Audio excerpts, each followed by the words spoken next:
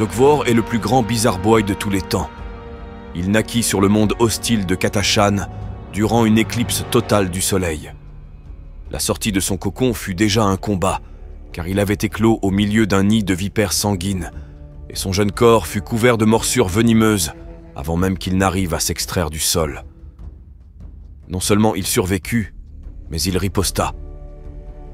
Alors que le soleil sortait de sa cachette au-dessus de la sinistre scène de sa naissance, le jeune orc parvint à s'extraire du sol, un serpent mort dans chaque main et une masse de vipères agonisantes dans la bouche. À la stupéfaction de sa tribu, les dieux continuèrent d'envoyer des signes de leur faveur à Zogwort. À compter du jour de sa naissance, aucun serpent ne le mordit plus.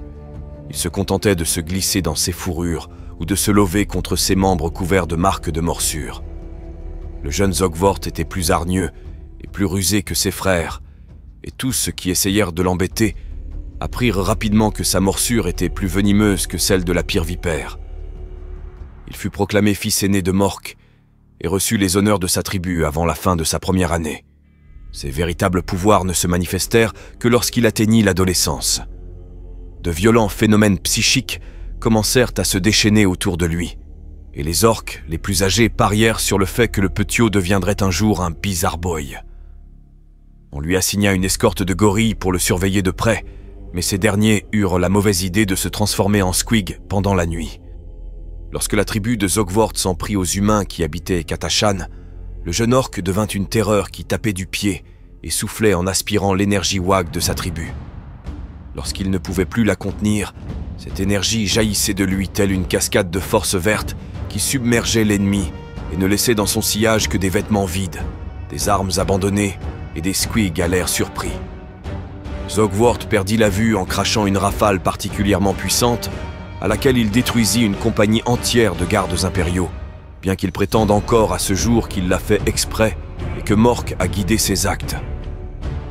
En vieillissant, Zogwort est devenu plus grognon et plus puissant, et sa réputation a éclipsé celle de son boss de guerre, Scapgoots.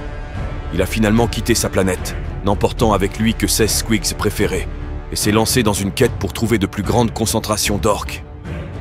Le vieux Zogwort écume aujourd'hui la galaxie en tant que flibustier et se dirige toujours là où l'énergie wag est la plus pure pour emmagasiner la force de ses frères orques et la libérer à la moindre provocation. Il s'est avéré être l'éminence grise de plus d'un puissant boss de guerre, et sa légende croît à chaque nouvelle bataille, car tout orc aime les histoires qui finissent sur une bonne transformation en squig.